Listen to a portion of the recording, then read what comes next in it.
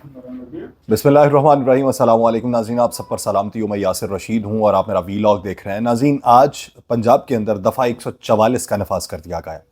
ये महकमा दाखिला पंजाब की जानिब से नोटिफिकेशन जारी हुआ है कि सूबे के तूल अर्ज़ में जहाँ पर इंतखाबी कंपेन्स इस वक्त चलाई जा रही हैं, तो वहाँ पर खदशात हैं मुख्तलिफ रहनुमाओं को और उनके ऊपर हमले हो सकते हैं। तो इस ज़मन के अंदर सूबे भर में दफ़ा 144 का नफाज है और ये इलेक्शन के बाद तक रहेगा। सुबहान अल्लाह, ये पहली कोई ममलिकत खुदादाद है जिसके अंदर इस तरह के इकदाम हैं कि जब इलेक्शन के लिए लोग घरों तक जाना चाहें, उन तक अपना पैगाम पहुंचाना चाहें, उन्हें मंशूर बताना चाहें, तो उस वक्त हुकूमत वक्त यह ऐलान कर दे कि सूबा भर में दफ़ा 144 का नफाज कर दिया गया। यानी आप सेनेट के अंदर करारदाद पेश करवा दें, उसके ऊपर अमल दरामद ना हो सके, दूसरी करारदाद पेश करवा दें, उसके ऊपर भी अमल दरामद ना हो सके, मुख्तलिफ रहनुमाओं को उठा लें, उसके बाद भी उनका जोश व जज्बा कम ना हो सके।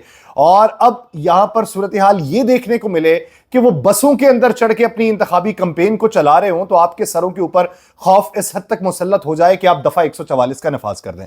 आज पाकिस्तान पीपल्स पार्टी की तरफ से गवर्नर रहने वाले, जिन्होंने हाल ही में पाकिस्तान तहरीक इंसाफ में शमूलियत इख्तियार की, लतीफ खोसा साहब, वो पाकिस्तान तहरीक इंसाफ के हिमायत याफ्ता उम्मीदवार थे। आज उन्होंने रैली निकालनी थी। उनकी रैली निकलने से पहले 1 घंटा घर के बाहर सैकड़ों की तादाद में पुलिस एहलकार पहुंच जाते हैं। दर्जनों गाड़ियां वहां पे चली जाती हैं और कहा जाता है कि घर से बाहर 4 अफराद निकले तो आपको गिरफ्तार कर लिया जाएगा। जवाबन लतीफ खोसा साहब कहते हैं कि शहर के उस हिस्से में नवाज शरीफ जो हैं वो अपनी रैली निकाल रहे हैं, उनके लिए दफा 144 नहीं है। तो मुस्कुरा के आगे से कहा जाता है कि आपको तो मालूम है कि किसके लिए दफा 144 है और किसके लिए नहीं है। हाफिजाबाद में आपको मुंह की खाना पड़ती है। मानसेहरा में अगर आप जाएं तो आपके इत्तेहादियों ने आपके मुकाबले में उम्मीदवार उतारा हुआ है। पंजाब में आपको मकबूलियत नहीं मिल रही और उसी वजह से आप जहां पर अपने जलसे जो हैं उसकी तशहीर ना कर पाए, तो आप मुखालिफिन के ऊपर भी पाबंदी लगवा दें। इस्तेहकाम पाकिस्तान पार्टी पाकिस्तान मुस्लिम लीग नून की इत्तेहादी है। लाहौर के अंदर आप एक ही बैनर के ऊपर उकाब का निशान भी देखेंगे और शेर का निशान भी देखेंगे, क्योंकि बहुत सारी जगहों पे इस्तेहकाम पाकिस्तान पार्टी के साथ सीट एडजस्टमेंट की गई है। इस्तेहकाम पाकिस्तान पार्टी के सिंध के जो सरबराह हैं वो है महमूद मौलवी साहब।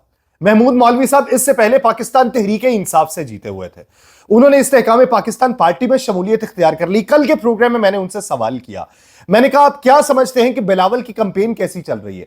तो उन्होंने जवाबन ये कहा कि हमें लग रहा है कि वफाक में पाकिस्तान पीपल्स पार्टी की हुकूमत बनेगी और इस्तेहकाम पाकिस्तान पार्टी उस हुकूमत की शराकतदार होगी। यह सबसे बड़ा तमांचा है पाकिस्तान मुस्लिम लीग नून के लिए कि जिनकी खातिर आपने देरीना कारकुनान को पसे पुष्ट डाल के उनको आगे किया है और उनके लिए तगोदो कर रहे हैं, वो लोग इस हद तक मंजरनामे को समझ चुके हैं कि आने वाले दिनों में विफाक पे हुकूमत पाकिस्तान पीपल्स पार्टी की बनेगी और पंजाब के अंदर हुकूमत पाकिस्तान मुस्लिम लीग नून की बनेगी और पीपल्स पार्टी हुकूमत की शराकतदार इस्तेहकाम पाकिस्तान पार्टी होगी। इसके अलावा बिलावल भुट्टो जरदारी ने एक निजी टीवी चैनल पे इंटरव्यू देते हुए यह बात की कि हमारे साथ बेशुमार आजाद उम्मीदवार रवाबित में हैं और जब इलेक्शन हो जाएंगे, उसके नताइज आएंगे, तो वही आजाद उम्मीदवारों से मिलकर पाकिस्तान पीपल्स पार्टी अपनी हुकूमत बनाएगी। वो कहते हैं कि एक बार डसा जाना बहुत होता है, बार बार नहीं डसा जाऊंगा। लेकिन पाकिस्तान पीपल्स पार्टी बार बार खुद को डसवाती भी रही है। पाकिस्तान मुस्लिम लीग नून ने कुली तौर के ऊपर यह मंजरनामा देख लिया है कि उसके लिए हाथ पांव मारने की ताकत इस वक्त नहीं रही। मुख्तलिफ हल्कों में देख लें आप, ओन चौधरी का हल्का देखें, सलमान अकरम राजा मजबूत दिखाई देते हैं। बिलावल भुट्टो का हल्का देखें, जहीर अब्बास खोखर मजबूत दिखाई देते हैं।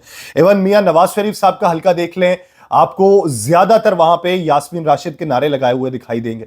मैं ये नहीं कहता कि नून लीग का खात्मा हो चुका, लेकिन वो इलाके जो गढ़ हुआ करते थे वहां पे नून लीग दिखाई नहीं दे रही और वो ये समझते हैं कि ये नासूर हैं जिन्होंने हमको काटा है और हमारे जिस्म के अंदर पस डाल के रखती है।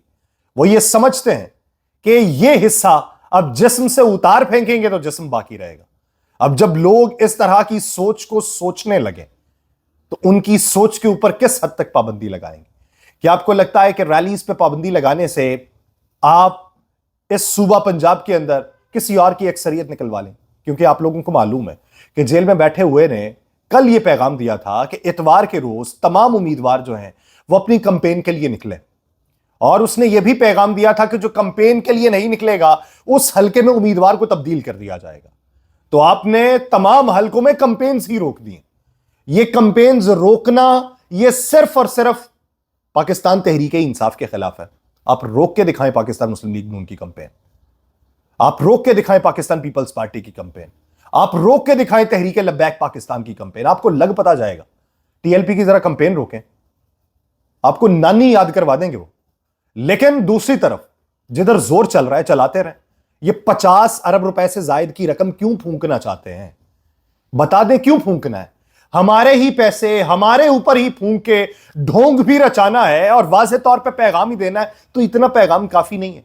ये पैसे बचा के किसी अच्छे काम के लिए लगा दें, बैठा दें आपने जिसको ऊपर बैठाना। लोगों का निजाम से उठने वाला जो यकीन है वो आप कभी नहीं बहाल कर पाएंगे। आज एक अहम मीटिंग हुई है, एक साहिब पहुंचे हैं, उन्होंने आके तलबा से गुफ्तगू की है। तलबा ने आगे बात की है कि हम अगर सवाल करेंगे तो डाला आ जाएगा। तो उन्होंने कहा कि नहीं, आप जो सवाल करना चाहते हैं करें। आपको उससे अंदाजा नहीं होता कि इस मुल्क का नौजवान तबका क्या सोचता है। अगर वो उनके सामने भी सवाल उठा रहे हैं, अगर एक नाम आने पे हॉल तालियों से गूंज उठता है, तो आपको इससे अंदाजा लगा लेना चाहिए। वो कहते हैं कि वो कह गया था कि मेरा वोटर जो है वो अभी छोटा है, जब उसका वोट बनेगा तो वो छा जाएगा। वो छा रहे हैं। घरों के अंदर फूट पड़ती हुई दिखाई दे रही है। क्यों? ये इंतशार की सियासत पाकिस्तान को कहां ले जाएगी? बुडबेर के अंदर, पेशावर में, वहां पर एक एएनपी का रहनुमा जो है अपने घर पे पाकिस्तान तहरीक इंसाफ का झंडा लहराने पे तल्ख कलामी करते हुए अपने बेटे को मौत के घाट उतार दे। तो ये सियासत से आपने लेना, ये बेहतरी आपके हिस्से में आनी है।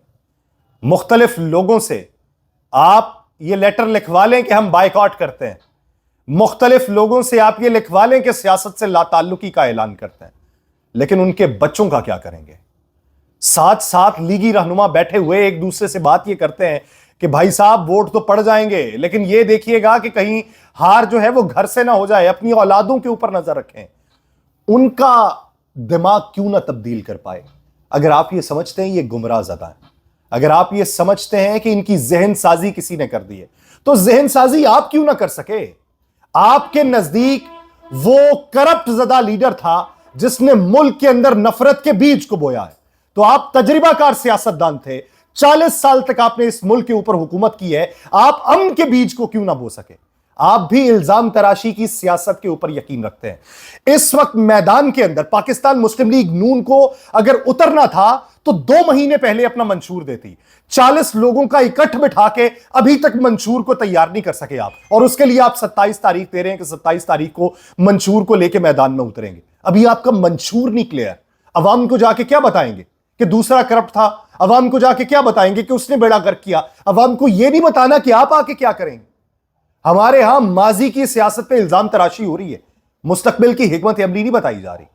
यह वक्त इस हद तक कड़ा है कि इसका एहतसाब होने लगा तो वक्त ही इन सबको लपेट के ले जाएगा। मुझे दीजिए इजाजत, अल्लाह ने के बाद।